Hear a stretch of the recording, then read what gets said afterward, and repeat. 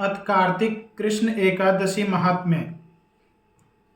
युधिष्ठिरोवाच कथयस्व प्रसादेन मम स्नेहात् जनार्दन कार्तिकस्यासि ते पक्षे किं नाम एकादशी भवेत्। युधिष्ठिर जी बोले, हे जनार्दन, आप मेरे स्नेह से कृपा करके बतलाइए कि कार्तिक के कृष्ण पक्ष में किस नाम की एकादशी होती है। श्री कृष्ण बोले, हे राज सिंह, सुनिए, मैं कहता हूँ, कार्तिक के कृष्ण पक्ष में रमा नाम की सुंदर एकादशी होती है। यह एकादशी बड़े बड़े पापों को नाश करने वाली और उत्तम है। प्रसंगवश इसके महात्म्य को मैं तुमसे कहता हूँ। हे नृप, पहले मुचुकुंद नाम का राजा हुआ, जिसकी इंद्र के साथ मित्रता थी। उसी प्रकार यम, वरुण, कुबेर और विभीषण के साथ भी उसकी मित्रता थी। वह सदा विष्णु भक्त और सत्य प्रतिज्ञा वाला था।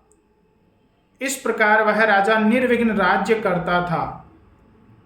उस राजा मुचुकुंद के घर में नदियों में श्रेष्ठ चंद्रभागा नाम की पुत्री उत्पन्न हुई।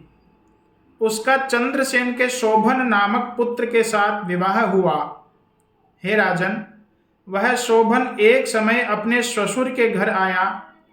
उसी समय उत्तम पुण्य को देने वाला यह एकादशी का व्रत भी आया।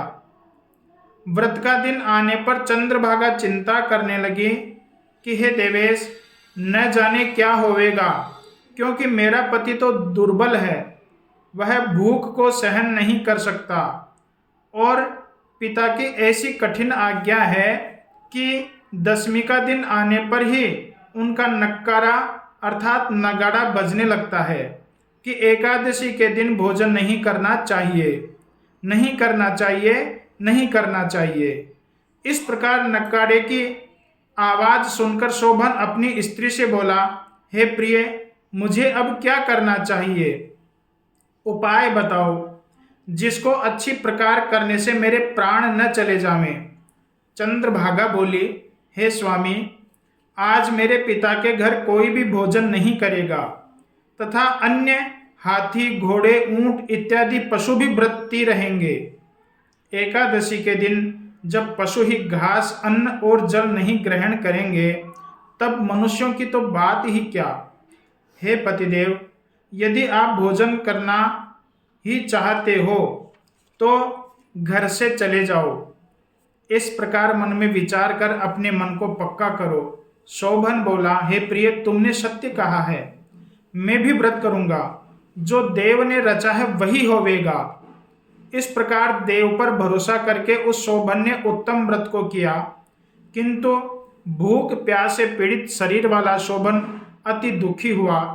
इस प्रकार वह चिंता कर ही रहा था कि सूर्य भगवान अस्त हो गए और हे नृपराज, वैष्णव मनुष्यों के लिए तथा भगवान की पूजा और जागरण करने वालों के लिए आनंदमय वह रात्रि शोभन को अति दुस्सह हुई, कष्टदायक हुई। और सूर्य के उदय के समय में शोभन मर गया। तब राजा ने उसका राजा के योग्य चंदनादि काष्ठ से दाहक क्रिया किया। चंद्रभागा पिता के रोकने से सती नहीं हुई। वह अपने पति का क्रियाकर्म करके पिता के ही घर में रहने लगी। उस रमा व्रत के करने से शोभन को मंदराचल के शिखर पर सुंदर देवपुर प्राप्त हुआ। वह देवपुर अति उत्तम था, उस पर कोई आक्रमण नहीं कर सकता था, और वह असंख्य गुणों से युक्त था तथा उसके महल स्वर्ण स्तंभ और वैदूर्य मणि जड़ी भित्तियों से शोभित हो रहे थे। अनेक आकार वाले रंग बिरंगे विचित्र स्फटिक मणियों से शोभायमान सिंहासन पर शोभन जी बैठे थे। उनके ऊपर श्वेत छत्र लगा हुआ था तथा चामर ढुल रहे थे।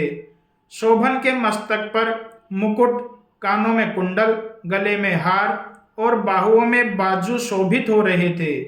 गंधर्व लोग उनकी स्तुति और अप्सरागण सेवा कर रहे थे। यहाँ शोभन दूसरे इंद्र के समान शोभायमान थे। उसी समय मुचुकुंद के नगर में रहने वाला कोई सोम शर्मा नामक ब्राह्मण तीर्थ यात्रा करता हुआ वहां पर आया। उसने शोभन को देखा और उसे राजा का जामाता जानकर वह ब्राह्मण शोभन के पास गया।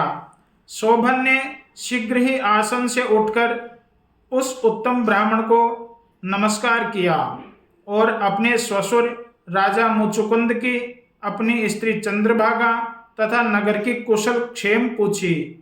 सोम शर्मा बोला, हे राजन, तुम्हारे ससुर के घर में सब कुशल हैं, चंद्रभागा भी कुशल है तथा नगर में भी सब कुशल पूर्वक हैं। हे राजन, आप अपना वृत्तांत कहो। मुझे आश्चर्य है, क्योंकि यह नगर तो ऐसा विचित्र और सुंदर है जो कभी किसी ने देखा भी नहीं होगा। हे नृप, यह बतलाओ कि यह तुमको कहाँ से प्राप्त हुआ है। शोभन बोला कि कार्तिक के कृष्ण पक्ष में रमा नाम की एकादशी होती है। हे विप्रेंद्र, रमा का व्रत करके मैंने यह अनिश्चल नगर प्राप्त किया है। हे ब्राह्मण श्रेष्ठ, ऐसा उपाय करो जिससे यह निश्चल हो जाए। ब्राह्मण बोला, यह नगर कैसे अनिश्चल है और कैसे निश्चल होवेगा, वह तुम मुझसे कहो, मैं उसे अवश्य पूरा करूंगा। शोभन बोला, हे ब्राह्मण, यह उत्तम व्रत मैंने श्रद्धा रहित होकर किया है, इसलिए मैं इसे अध्रुव मानता हूं। अब इसके ध्रुव होने का उपाय सुनो। राजा मुचुकुंद की चंद्रभागा नाम की सुंदर कन्या है, उससे यह वृत्तांत कहिए, तब यह ध्रुव निश्चल हो जाएगा।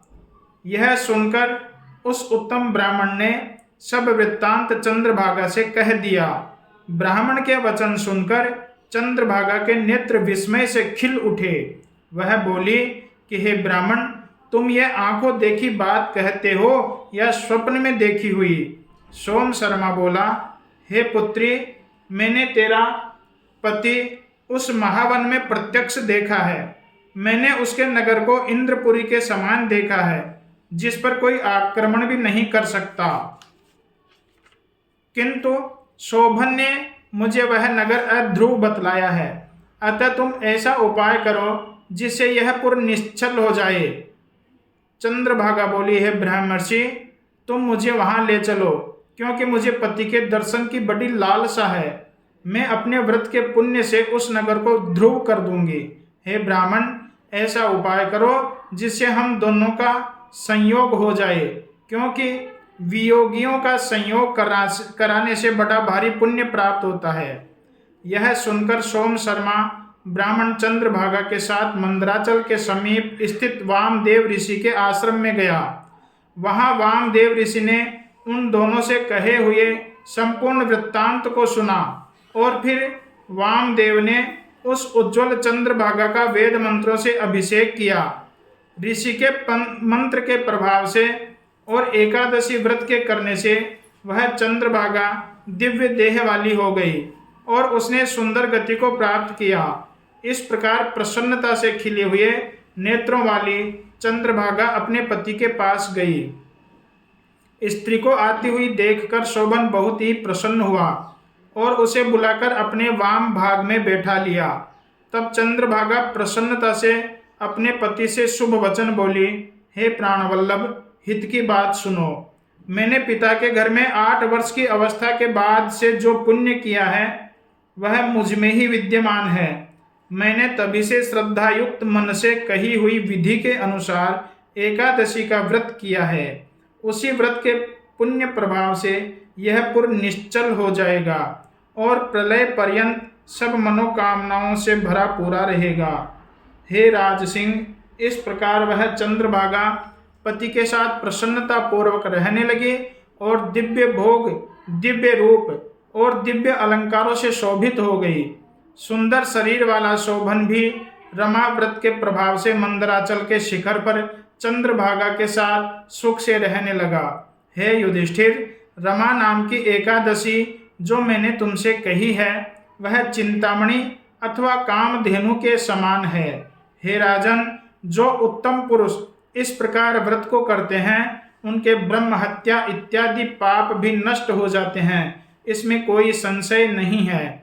कृष्ण तथा शुक्ल दोनों पक्षों के एकादशी व्रतों में तिथि भेद न करे, अर्थात दोनों को समान ही समझे। यह एकादशी व्रत करने वाले मनुष्यों को उत्तम भोग और मोक्ष प्रदान करती है। जैसे काली गौ या सफेद गौ दोनों का दूध समान ही होता है, उसी प्रकार दोनों पक्षों की एकादशियों के व्रत का फल समान ही होता है। एकादशी व्रतों के महात्म्य को जो मनुष्य सुनता है वह सब पापों से छूटकर विष्णु लोक में सुखपूर्वक निवास करता है। बोलिए श्री कृष्णचंद्र भगवान की, कार्तिक के राधा दामोदर ठाकुर भगवान की जय हो।